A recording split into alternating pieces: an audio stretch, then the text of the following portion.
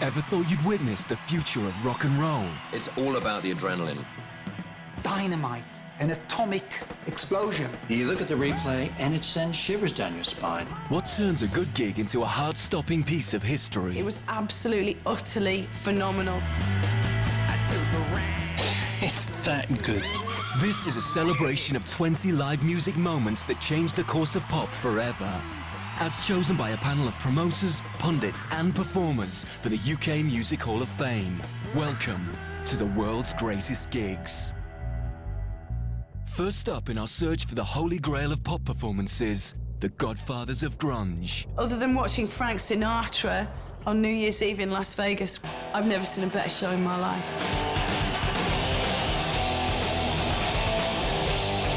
If there was any way to describe the feeling that you had when you saw them, it was like, you know, I'm going to walk off the edge of this cliff now, but everything's going to be all right.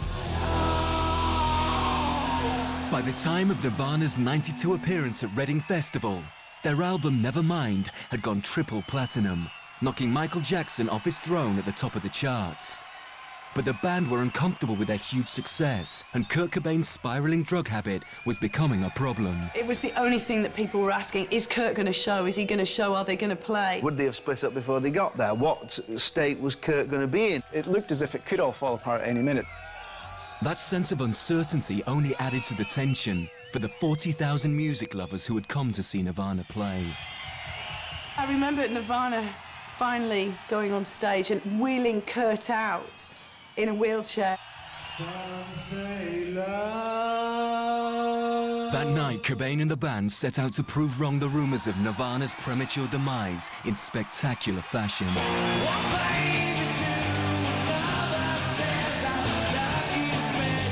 The sound of Kurt's voice was like a raw nerve.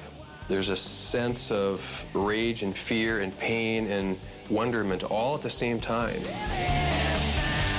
It was Kurt dressing down all of his critics who'd said he's a hopeless junkie because the heroin stories have just begun to break in the UK.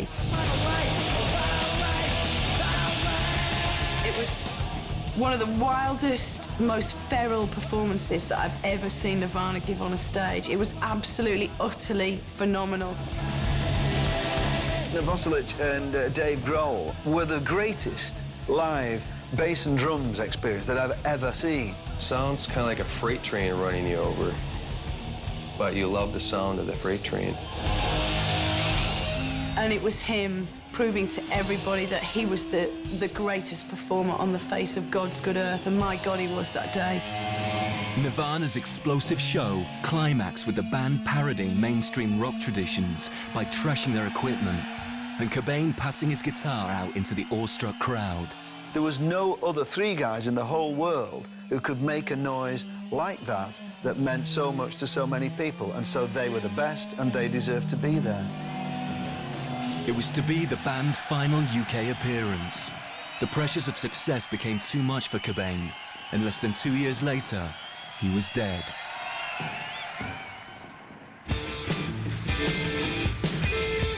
The biggest pop superstar of the early 70s, Elton John was an unstoppable hit-making machine with a record-breaking $8 million record deal. In 1974, Elton had played on John Lennon's comeback single, Whatever Gets You Through the Night. Get you through the night. But the favour came with a proviso. John made a deal with me. I played on Whatever Gets You Through the Night and sang on it, which was on Walls and Bridges, an album of his, and we made a deal. If it got to #1, he'd come and play live with me. The record was the #1 hit, and Lennon agreed to join Elton on stage at New York's Madison Square Garden on Thanksgiving Day 1974. But the former Beatle was racked with nerves. John Lennon was scared. He was shaking. He was really nervous. He'd hardly performed live in 8 years. It wasn't only stage fright that was getting to Lennon. Living in New York and separated from Yoko Ono for 18 months, he'd become involved with his assistant May Pang. But he was pining for Yoko. Some people thought John Lennon might be in the house, but the members of the public did not know that John Lennon was going to perform. We couldn't believe that he was coming on stage with us. I mean, this is, someone you'd idolise, that I'd cycle to Hatch End to get the copy of bloody Sgt. Pepper's Lonely Hearts Club Band, and now he's coming on stage. It was an incredible moment for us. It's our great privilege, and your great privilege, to see and hear Mr. John Lennon. It was like dynamite, an atomic explosion. A 10-minute standing ovation. If energy alone could lift the top off a building, the top of Madison Square Garden would have gone into orbit. We did Lucy in the Sky with Diamonds. I saw her standing there, he said, which was written by an old friend of mine called Paul. And Whatever Gets You Through the Night. Once they started, you thought, I don't want this to ever end. Once he'd started singing, I think he loved it. I think he absolutely loved it. And guess what? Yoko Ono showed up. The momentous gig was made even more significant for Lennon, who rekindled his relationship with Yoko after the show. If John Lennon had not done it, would he have met Yoko Ono again? Would he have had the house husband period? Would he have had Sean Lennon? Who knows? It was a big night for him, and it was a big night for everybody who saw him there, because, you know, they never saw him on stage again. Our next gig witnessed the triumphant return of one of the 60s greatest musical geniuses. The atmosphere at the festival hall was just incredible. When he came on stage, immediately a standing ovation. As if a religious savior had returned. Legendary Beach Boy Brian Wilson was the production talent behind the band's harmonious hallmark sound. Responsible for such slices of pop perfection as Surfing USA and California Girls. He was 24 years old at the height of his creative powers. He'd done Pet Sounds, and then he was working on the follow-up. This was the record that was going to be better than anything the Beatles had done and take popular music to a new level. And then suddenly, he just completely fell apart. Brian's musical and narcotic experimentation on Smile led to rifts within the band and left him a burnt-out recluse. Shelved in 1967, the project remained one of pop's great mysteries until nearly 40 years later, when rumours of its completion left fans drooling with anticipation. The album that had been delayed for 36 years by the person you hadn't seen in concert for 40 years. Wilson chose to premiere Smile in London on the 20th of February 2004. Huge amounts of money being passed on the black market to get tickets for this show. The great what if of pop history was laid bare for those lucky enough to get tickets. You felt throughout the entire concert the audience willing him on. Brian, get through this without freaking out. One of the sequences that had driven Brian over the edge was the fire sequence. Originally, when he recorded it, he got all the musicians who were classically trained and made them wear firemen's helmets, which they thought was completely bizarre. So it was great on the night to see when they got to that point that suddenly the whole band pulled out these firemen's hats from underneath their seats and plonked them on their heads. You realized this is as close as a composer can get to going over the edge without being completely insane. But it worked, and that's genius. Wilson's performance became an essay in adulation. Having made one of rock and roll's most legendary albums, he also gave us one of its greatest gigs.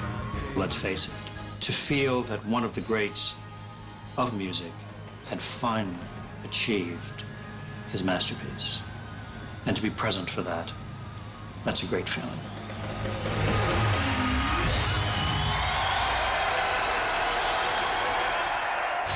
After the break, the great outsider who performed inside. He drove the prisoners almost to the verge of a riot. If he hadn't got a guitar, he probably got a gun.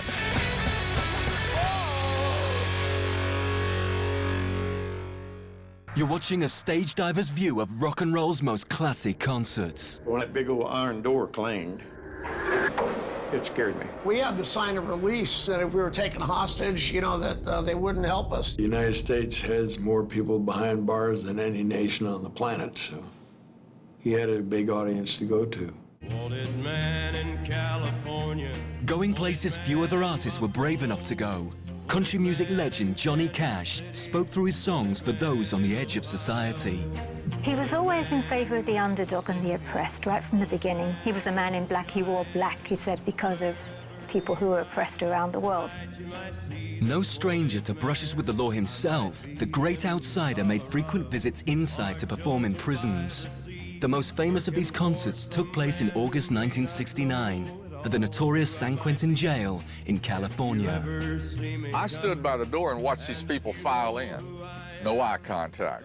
I said, "Why is that?" And the guard said, "Blink at one of those guys. Say something. You'll have an ice pick in your head." Nobody looks at each other. But Johnny managed to connect with even the most hardened of criminals. They all thought that he's one of us, and he's really speaking for us. I'm Johnny Cash. They really believed that he truly cared about their troubles, you know, and their despair. One moment in Cash's set defined his feelings for the prison system more than any other, capturing the enormous tension felt inside the prison hall. I tried to put myself in your place, and I believe this is the way that I would feel about San Quentin.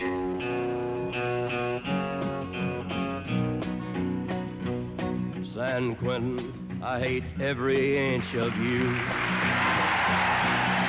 He didn't beat around the bush about his feelings about how much good prisons do and who's in them. San Quentin, may you rot and burn in hell. He drove the prisoners, you know, almost to the verge of a riot. May your walls fall and may I live to tell. He was one of them. You know, if he hadn't got a guitar, he probably got a gun. San Quentin, I hate every inch of you.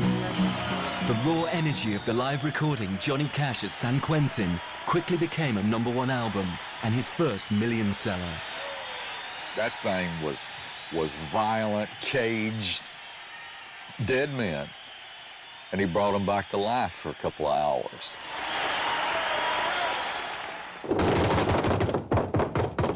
All right. Who the hell are you? Ad Rock, MCA, Mike D. AKA the Beastie Boys. Beasties were just hip-hop rock and roll. We were just having a laugh, getting paid, getting laid. Chasing girls. Party till you puke. Just doing what rock and roll stars do. They just did it in hip-hop. 3 middle-class boys turned bad boy rappers. The Beasties had caused a sensation with their debut album, Licensed to Ill. Today, the Beastie Boys, an American band calling itself the nastiest group in the world, arrived in London. Supporting hip-hop heavyweights Run DMC on their 1987 tour, the boys' arrival in the UK triggered tabloid outrage. There was this huge fuss and the Sun wanted them kicked out of the country, and that just made me hugely excited. I think it's a shame that you have to write articles and make up lies to sell your papers. They were out there to, you know, outrage the press, upset members of parliament. You gotta fight! At their Brixton Academy gig on the 24th of May, the Beasties stole the show. I remember going to their first UK gig, seeing these 3 white kids who seemed like they were just on a piss. They stormed the country on a tour which ended in riots and arrests. But the Beasties' unique fusion of rock excess and rap attitude brought admiration as well as anger. Their delivery, the whole energy was what sold it to me. Although dismissed as a novelty act by some, the Beastie Boys had the first million-selling rap album, kicking hip-hop out of the ghetto and into the mainstream. They brought a lot of people to the table. You know, they were the first to blow up in the white crowd. And that was important because that helped set up Public Enemy and other groups. Just made hip-hop bigger.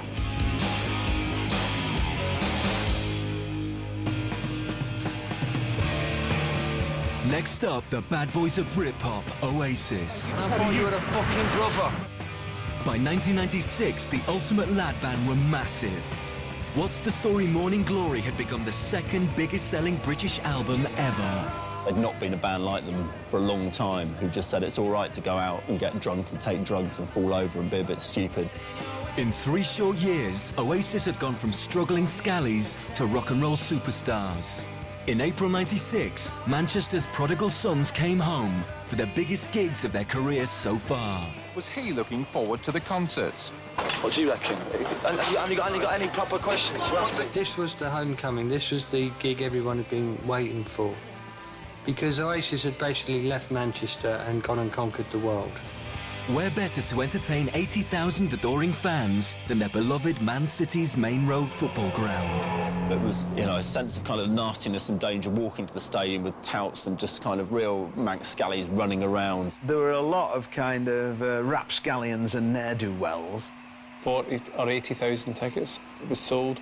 I think there was like 2,000 muggins, so it was interesting getting in. Noel walks out on stage, and the place just erupted. He's standing there like, can I have a bit more applause, please?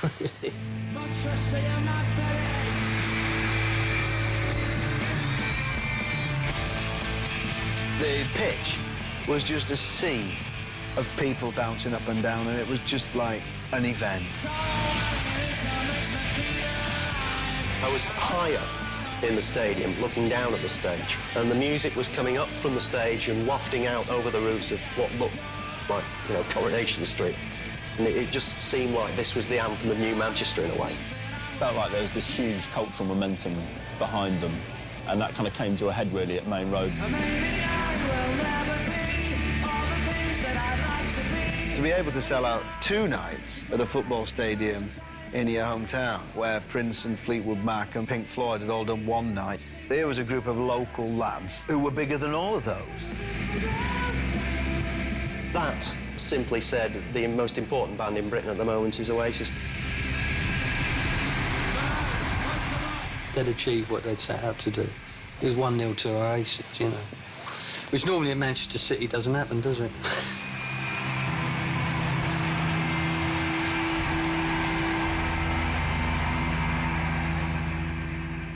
So now, ladies and gentlemen, it is start time. Are you ready for start time? The hardest working man in show business. Phenomenal. That's the real daddy. Fantastic. That's the man. Unbelievable. Mr. Dynamite, James Brown and the Famous Flame. In the early 1960s, James Brown was already a hit with Black America. But in October 1962, the self-styled Godfather of Soul went big time, with a show recorded at the world-famous Harlem Apollo. James Brown went to Sid Nathan, the head of the record company, King Records, and says, you know, let's put out a live album.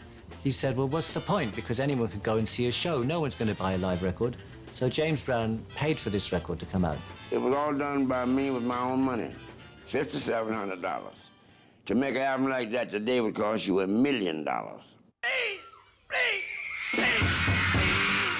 Recorded at midnight in front of a full house, for the first time the album captured the raw intensity of a James Brown show, blasting him into the mainstream.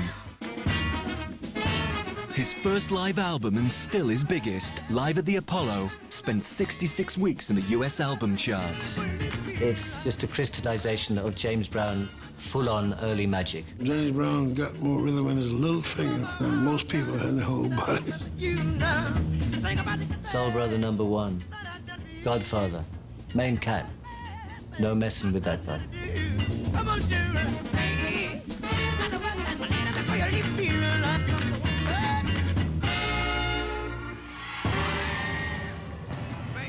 It was the greatest, the most spectacular rock audio-visual presentation I've seen. If anybody could pull off an event like that, it was Pink Floyd.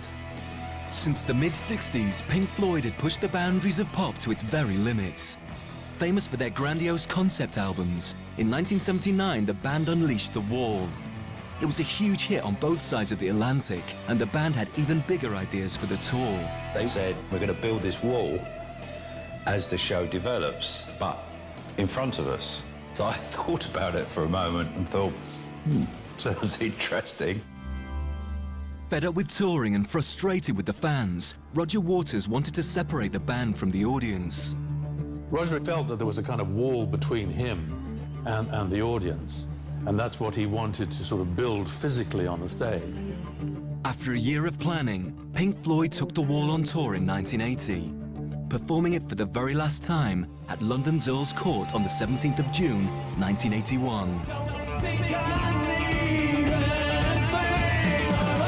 The whole point of the concert was to gradually close the show so that at the end of the first half, we had a complete wall. Earl's Court was, you know, the largest thing I'd ever seen happen at a pop concert. What a brilliant way to make their music seem mighty and epic. It was a fantastic combination of a star band and an incredible theatrical exposition.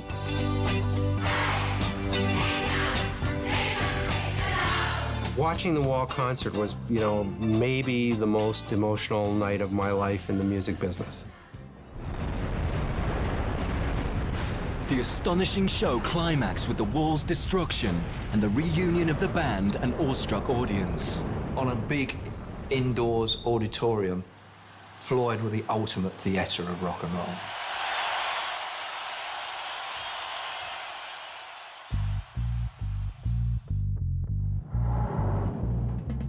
The chaotic Isle of Wight Festival of August 1970 marked the end of the 60s dream of free love and free music. Strange, after all those big events like Monterey and Woodstock in America, to suddenly have something of the same scale in England on this island. It's kind of a crazy place. With a lineup that read like a roll call of rock legends, the three-day festival attracted some 600,000 music fans.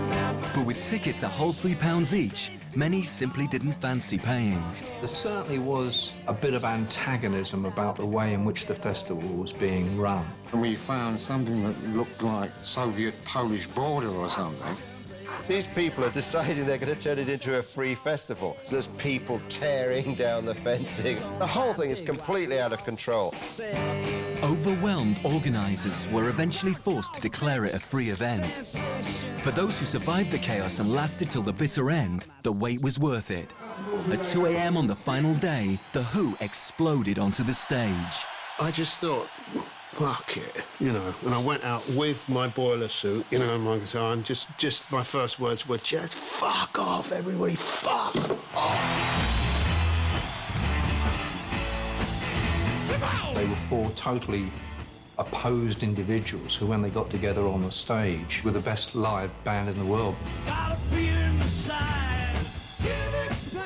Roger and his fringed Davy Crockett outfit, Pete in a boiler suit and Doc Martens, doing John in that ridiculous skeleton suit. Making up the quartet was one of rock and roll's greatest drummers. Nobody else could play like Keith Moon. He was just a complete showman. I mean, he was all over his kit, out of time, out of sync, but somehow it worked. There was never a drummer like Keith Moon. I mean, there never was, and probably never will be again. They were one sword, one man on a horse. They were just one Who charge. The Who's Sonic Assault included their 60s hits, as well as rock opera Tommy almost in full. They had the swagger and the songs and the kit to back it up. The biggest PA system the world had ever heard. They sounded like heavy metal orchestra. Yeah, my ears were ringing for 3 days afterwards. It was just total Who. It's wonderful. The Who's 3-hour rock offensive climaxed with them blasting the audience with huge World War II searchlights. Townsend wanted to just completely see the eyes of his audience. It wasn't until you put the lamps on that you could see how many people were there. They just went on and on and on and on and on. You just saw this human mass as one just become this giant moth to this light. Big lamps.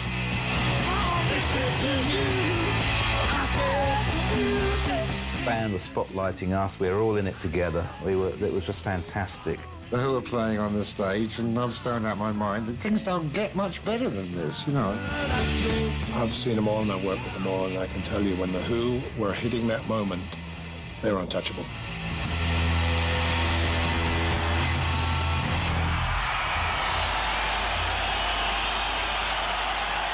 Some gigs become iconic for reasons other than just great music.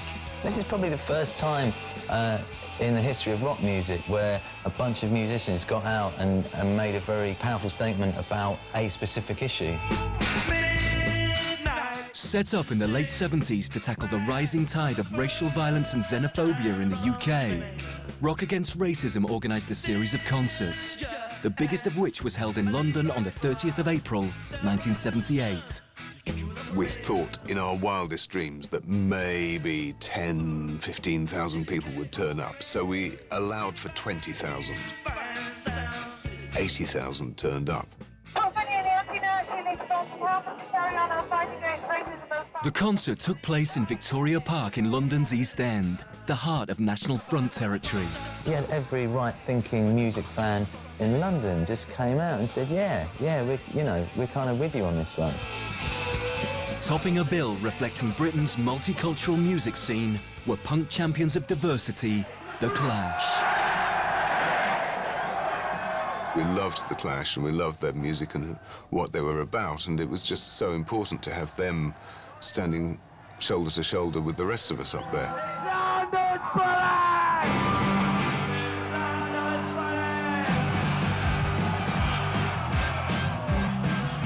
They launch into London's Burning. It's just one of the most exciting pieces of rock and roll footage you've ever seen. You could see black people, white people, old people, young people, respectable-looking people and wild-looking punks, kind of rubbing shoulders. You really felt you were making a difference, and I think we did. I think everyone did, you know, and I think the country had to sit up and take notice. The Clash were just instrumental in drawing that line in the sand where it said, you're either with us or you're part of the problem.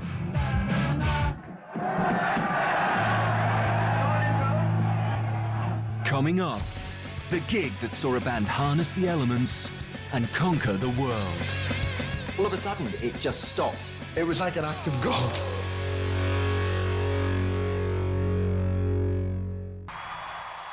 Welcome back. You've joined us gatecrashing some of the world's greatest gigs. Glastonbury's rolling valley is alive with music tonight as festival goers cope with some of the worst conditions in the event's 20-year history.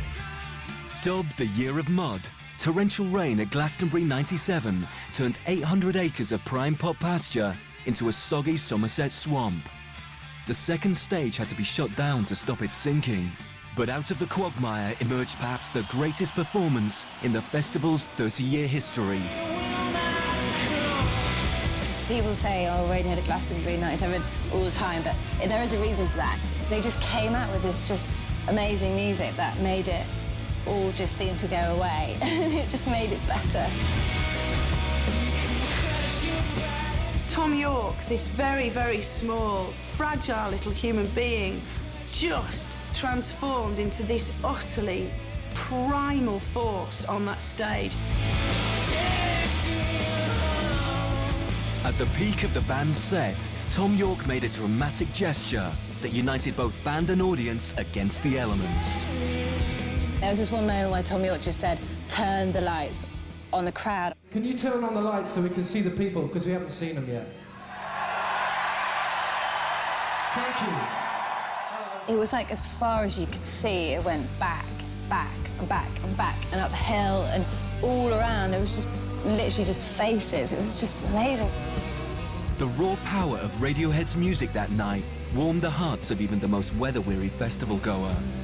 But on stage, the atrocious conditions had wreaked havoc with the band's equipment. It was just a nightmare on stage. The monitors were packing up, they couldn't hear each other properly. So although from the audience perspective, everyone's saying, this is just so moving, this is one of the most amazing nights of my life.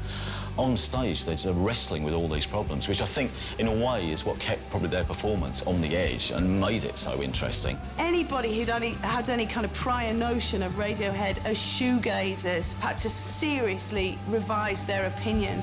They were absolutely otherworldly that night. One of the most powerful forces I've ever seen on a stage. They created that kind of magic that warmed people's hearts and made people feel so elated. It was unbelievable.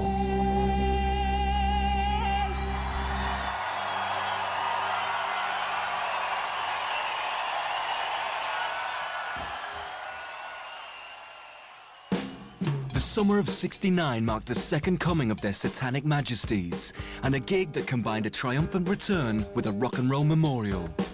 free gig in Hyde Park by the Stones. It was like, oh my God, gotta get there, you know. There's 150,000 people out there. There's 200,000, 250,000. We hadn't seen Woodstock yet, you know, we hadn't seen the Isle of Wight. We hadn't seen crowds like that.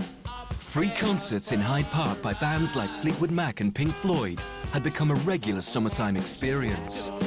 But it was a huge gig by the Rolling Stones on July the 5th, 1969, that is remembered as a defining moment of the era. Already hyped as the event of the summer, the Hyde Park gig took on a whole new meaning when founder band member Brian Jones was discovered dead in his swimming pool just 48 hours earlier. What was meant to be a celebratory return to the stage became a memorial for Brian. Jagger read out a poem and told everybody to keep quiet and shut up and listen to this. This is for Brian. He is not dead. He does not sleep. I was thinking, oh, I'm never going to be able to see because I was so far from the back, and I climbed up in a tree. You know, all of a sudden, they did that great moment where they just released all these butterflies. As soon as they went into the music, it just turned into a massive, elated Stones concert, and I think blew everybody away. From where I was sitting on top of the speaker, looking down there, you could see 500,000 people. Never seen so many freaks. I mean, it was just wall-to-wall the entire park full of freaks. Everybody was climbing trees, blowing soap bubbles, taking LSD. Despite the tragic circumstances, the Stones' performance became one of the most celebrated events of the 60s. It was just like amazing feeling being, 17 years old in a sunny day in Hyde Park and the Rolling Stones playing, and you're going, I think this possibly could be the life for me.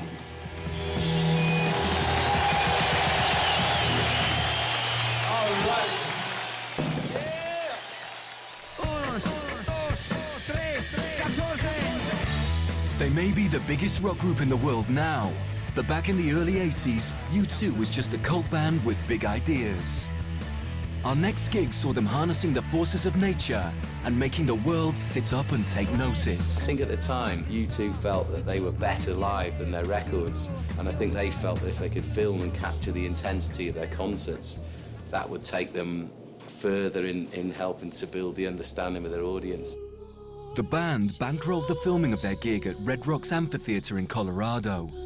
The spectacular venue was set deep in the Rocky Mountains, a dramatic backdrop for U2's live stage show. But they hadn't banked on the equally dramatic weather. It was the most torrential rain I've ever seen in my life. It was so bad that in the sound check, the electricity was arcing like lightning from one speaker column to the speaker column. And the promoter took one look at this and just said, it's off. They were really down because they'd put their lives into this concert. They'd invested every penny of their own money, not their record company's money, their own money into this. I think they thought that almost their career was being washed away with the rain. Determined not to let down their die-hard rain-soaked fans, the band were in need of a miracle. All of a sudden, it just stopped. The skies opened up a little bit. It was like an act of God. Ladies and gentlemen, a warm reverence welcome, please, from Dublin, Ireland, U2! Boom. All these signal fires were lit around the Red Rock Mountains. I don't know if it looked like Ireland or Apocalypse Now. This song is not a rebel song. This song is Someday, Bloody Someday.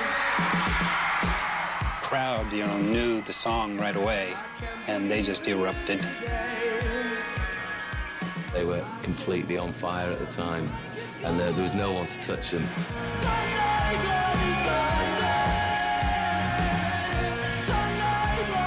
The combination of the swirling mist, the crowd who were obviously ecstatic that this was still going ahead, just made for an absolutely magic cocktail. The result was an epic recording that captured U2 at their anthemic best. Released as an EP and video, Under a Blood Red Sky became the most successful live recording in British history and helped break them in the States. Red Rocks just showed everyone who hadn't seen a U2 concert how great they were live.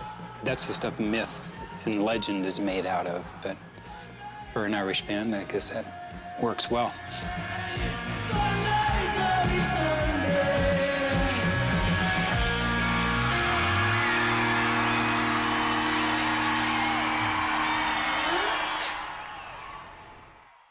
Springsteen at the Roxy, his first club date in 3 years. I remember that night pulling up at the Roxy. There were people running across the street towards the theater from all directions. When he broke through in 1975 with Born to Run, Bruce Springsteen was hailed by many as the savior of rock and roll, attracting a fanatical cult audience. A contract dispute with a former manager led to a 3-year spell in the wilderness. But by 1978, Bruce was back, and his album Darkness on the Edge of Town propelled him to arena status as a live act. For his devoted fans, his gigs were near religious celebrations of all that was great about music. He's playing stadiums, you know, he's playing civic centres, massive, massive seaters. And then right in the middle of this is this little 400-seater gig. Announced on local radio just 2 days previously, Bruce's LA Roxy gig on July the 7th, 1978 became the hottest ticket in town. There were going to be 400 tickets. Problem was, half of those were going to go to sort of industry insiders, and out of the other 200 or 150, half of them were competition winners. So basically, all the fans out there were trying to compete for about 125 tickets. A friend of mine and I decided we would pay $100 to get into the show. That sounds like nothing today, but in the 1970s, it was something like $5,000. I've never felt electricity in the air since that I felt that night in the Roxy before Bruce came on stage. I'm really not kidding. Within 2 or 3 numbers, people were up. They were on tables. They got, you know, we were going crazy. It's amazing that the building was able to contain the energy, you know, without the roof blowing off, is what I was thinking at the time. Whether he was playing at Wembley Stadium in front of 80,000 or whether that night at the Roxy he was playing in front of 400 people, he delivers a performance that is beyond any person in rock and roll.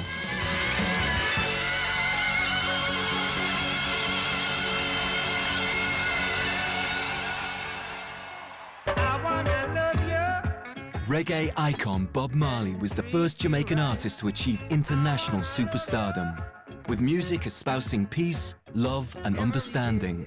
But in 1978, Marley was living in self-imposed exile in London after being shot during increasing political violence in his homeland. It was like almost on the verge of civil war when the elections came about. People getting shot over this. The violence had escalated to the point where even the gang leaders were concerned about the violence. Marley was approached by a delegation of rival supporters of Prime Minister Michael Manley and opposition leader Edward Seaga. They asked him to return to Jamaica to play the One Love peace concert and help end the violence. He'd left after people had tried to kill him. People might try to kill him again. He was ready to die for whatever the cause, as long as he's standing for his right. It was high risk, but on the 22nd of April 1978, Bob headed the bill at the One Love concert. Both factions had their supporters at his concert, and anything could have happened. People were very worried that the gig might turn into a bloodbath. Whatever negativity there was within other people's mind, that didn't exist in Bob's mind. He was very positive. But Marley was building himself up to an incredible finale. Could we have up here, on stage here, the presence of Mr. Michael Manley and Mr. Edward Seaga. Oh! This is unimaginable. It's, you know, you think, well, Tony Blair and Michael Howard, but it's not like that. We're gonna unite. And he kind of led by the hand each man out into the centre of the stage where he stood at the mic, and he forced them to join hands. Love, prosperity. We were just giving thanks for this moment because that was like something ordained by God himself. It did make a difference to the level of safety in the streets of Kingston for a while. Only Bob Marley could have done that.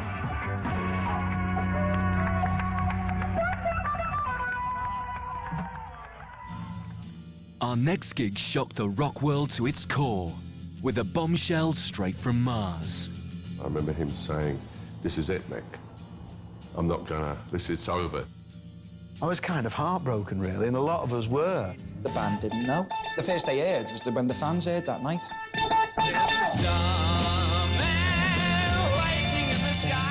David Bowie's star was shining bright in 1972 after the huge success of his concept album, The Rise and Fall of Ziggy Stardust and the Spiders from Mars. If I had any doubts that David Bowie was a star before then, this was evidence that he was just amazing with this creation. He was the most fabulous thing I'd ever seen, and crossed over gender and just seemed very futuristic. Both sexy and sexually ambiguous, Bowie's alter ego defined the glam rock era and drove fans wild. I kissed his hand. I kissed him. I went, oh, it's lovely. On July the 3rd, 1973, the last day of his sellout UK tour, Bowie played to a star-studded audience at London's Hammersmith Odeon. You've come to see David Bowie tonight. Because I think he's fabulous. To go and see Bowie perform live as Ziggy it didn't get any better than that.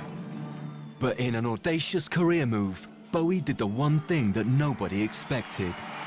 Of all the shows on this tour, this particular show will remain with us the longest, because not only is it the last show of the tour, but it's the last show that we'll ever do. Thank you. It was so dramatic. I was horrified when he said he was retiring. I mean, what did he say?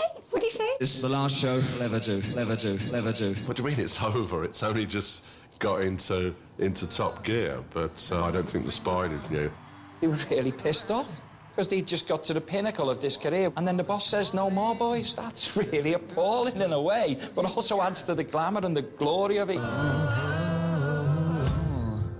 You're a rock and roll suicide. For his fans, Ziggy Stardust was everything, and the notion that he would be no more was obviously absolutely devastating. It was like a stab in the heart. Just moped around for the next 2 weeks, uninterested in anything. Fans went into mourning, but Bowie was not in fact retiring, just cleverly shedding his Ziggy Stardust skin. That gave us all the sense that here was someone who was not going to stand still. Here was an artist who was always going to move on. It's a very, very bold statement to make and a very bold thing to do, and he stuck to it. We kind of all nailed ourselves to his mast and said, well, you know, yeah, we're along for the ride, Captain, wherever you want to take us.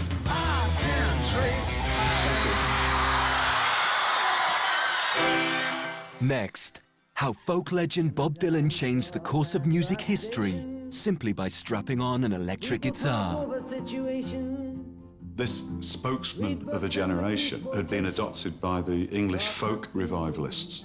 And these are very, very hardcore traditionalists who saw Dylan as a kind of beacon in songwriting for the future. They actually believed in the power of Bob Dylan and folk music to actually change the world. Dylan was indeed about to turn the world upside down, but not in the way the folkies were hoping. They don't have those guitars in the States. They're horrible. In 1965, Dylan turned his back on folk, releasing his first fully-fledged rock and roll album, Highway 61 Revisited. The folkies were furious, and their anger reached boiling point at Manchester's Free Trade Hall on the 17th of May, 1966. You could hear people around you going like, oh, if he starts playing electric, I don't know what I'll do. The house lights dimmed, and then a spotlight picked out this stick-like figure, and he was wearing a really hip suit. The sort of suit that your mother wouldn't let you have, and the sort of shirts that you didn't find in C&A. And he started playing the acoustic set, and there was a palpable sigh of relief around the hall. A kind of, he's going to play acoustic, it's okay, there's not going to be any trouble. Hang Mr. Tambourine Man, play a song for me. And that part of the concert is beautiful. And he comes out afterwards. There was a gasp from certain sections of the audience because Dylan had strapped on a black Telecaster.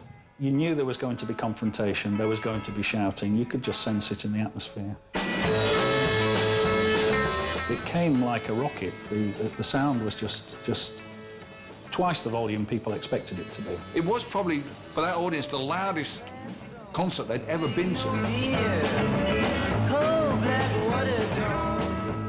He manages to get away with going into the next number, but then at the end of that, the heckling starts and the slow hand clapping starts. What followed was the most famous jeer in the history of rock and roll.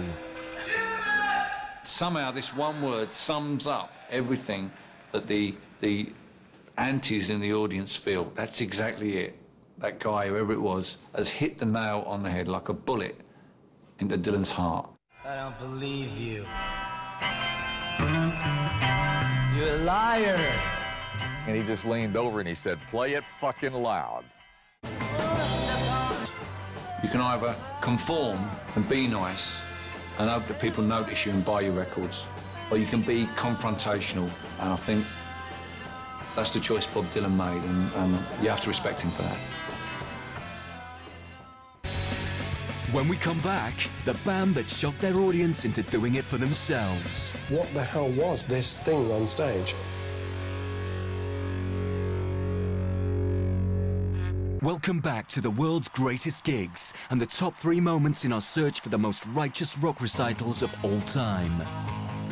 We all know that punk trailblazers, the Sex Pistols, reflected the anger and alienation felt by an entire generation. But their first gig in Manchester goes down in history as having changed the face of the city's now legendary music scene forever. I found a little advert in the classifieds. It was Sex Pistols, lesser free trade, or 50p. With only a handful of gigs under their belts, early reports of the Pistols had already got the music press hot under the collar. Fired up by word of the Sex Pistols' chaotic appearance and anarchic live performances, young Mancunians Howard Devoto and Pete Shelley headed down to London in search of the band and their maverick manager. The idea was that, well, you know, why don't we see if they want to play? I just suddenly thought it was very exotic. Manchester. A date was set for the band's grand debut at the exotic city's Lesser Free Trade Hall on the 4th of June, 1976. We arrived, and there was absolutely nobody there. Malcolm was doing a proper manager's job, going out there, hustling the punters in. So I rushed into all these pubs saying, whatever you're doing, stop drinking. You gotta come to this place. The few he managed to round up were confronted with a fearsome performance by an explosive Pistols, led by the snarling Johnny Rotten. When they played Stepping Stone by the Monkees, you knew that this was about energy, attack, and attitude, and in particular, not giving a fuck. It was just total anarchy, rebellion, chaos. It was just mad. Just a select group of music-mad Manx witnessed the Pistols' spellbindingly raw Manchester performance. But it will be remembered as a gig that launched the careers of a whole generation of future pop icons. There was only about 37, 40 people there, and about half of that lot became great Manchester bands. Morrissey was in the audience. I'm pretty sure Hucknall was there. You've got bands that have now become Joy Division, or New Order, or The Fall. It gave everybody a sense that they didn't have to get a job.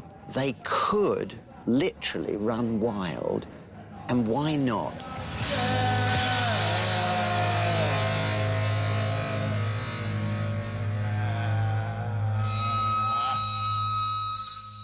Every now and then a spirit slips through the portals of time into this reality and blows our minds.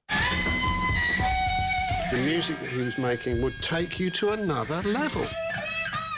The way he played, the way he used his tongue, you know, the way he moved around the stage, and the sound, it was all too much to take in. By the late 1960s, 23-year-old James Marshall Hendrix was revered as the greatest guitarist of his generation.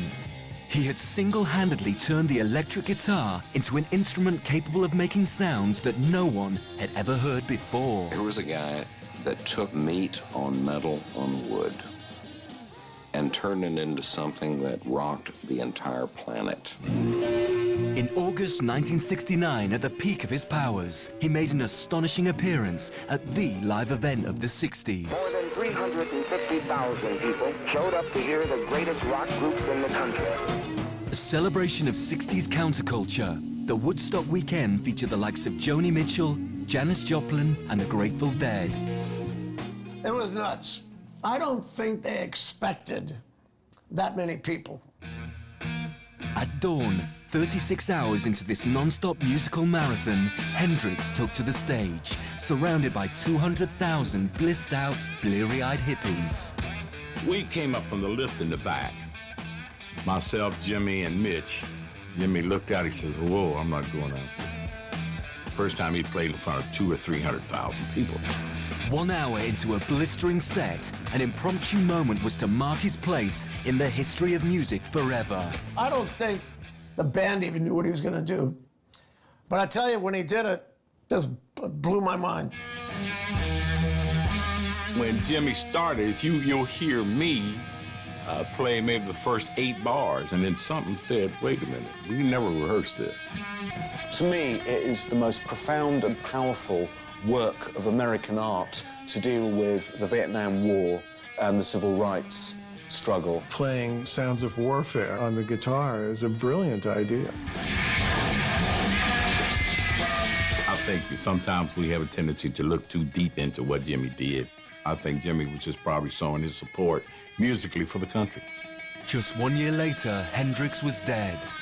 But in his brief reign as a rock god, Jimmy expanded the vocabulary of the electric guitar more than anyone before or since. Can't imagine where he came from. You know, he has to have come from another planet.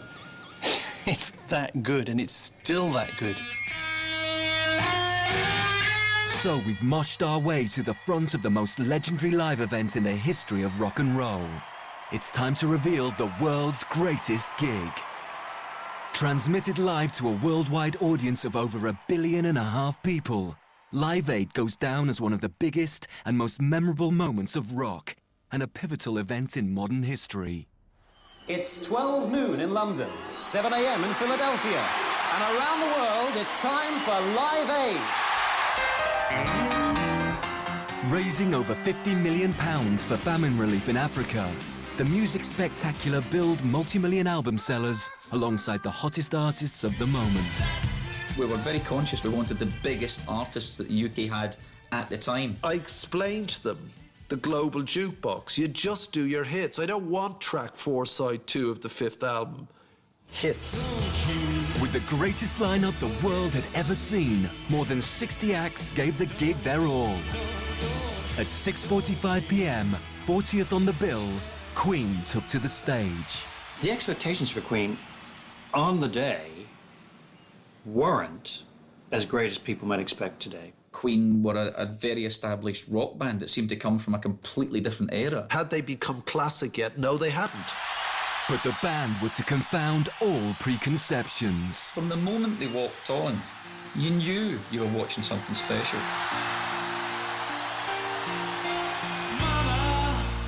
We want to make maximum impact to raise money, and in order to do that, I think that the most effective thing would be to put as many hits in 17 minutes as you can, which is what we did. You know, like how many thousand people all clapping at once, like the Nuremberg rallies with a band at it? Freddie truly got exactly how many and who was watching this and just thrived on it. I'd seen Queen a couple of times, but I didn't expect this incredibly finely honed performance. Of course, we knew what we were doing, really, and put our heads down and hit everything hard. Freddie Mercury's jaw-dropping rapport with the 72,000-strong Wembley crowd left no one in doubt that this was one of rock's most charismatic performers. This is made for Freddie. You know, hello, the planet, it's me, darlings, you know. Freddie knew exactly how to get across to a stadium audience. The guy right at the back of Wembley Stadium still felt that Freddie had a connection You know how hard it is to get someone's attention who's on the other side of the room? Imagine a stadium, and imagine making them sing along with you. All we hear is Radio Gaga, Radio Goo, Radio Gaga. You look at the replay, and it sends shivers down your spine. I remember getting a bit of a lump at the time, thinking, my God, this is not a Queen audience, but this is happening. It was an incredibly charged moment. It soon became clear to everyone that this was a band delivering the world's greatest set at the world's greatest gig. Everyone had been amazing, but this seemed to me to be of another order. Through the backstage area, of all the stars, you have the unspoken feeling they're doing it. They're stealing the show.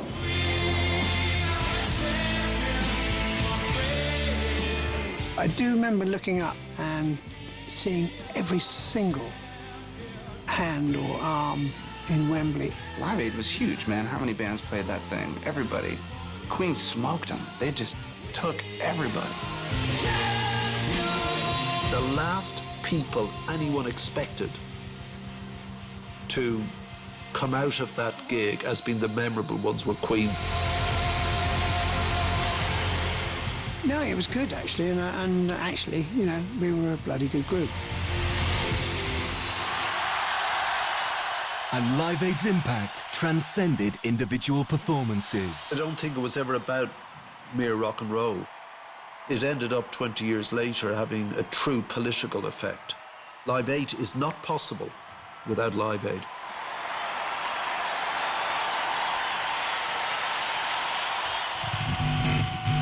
For your chance to win one of 5 pairs of tickets to this year's Hall of Fame induction ceremony, go to channel4.com/Hall of Fame. Tomorrow night at 11:40, one of the greatest bands and arguably their greatest album. Do you get the impression I like them? The majestic Who and the story behind Who's Next. Next tonight, the man who showed the world what an electric guitar can really do in Jimi Hendrix, The Road to Woodstock.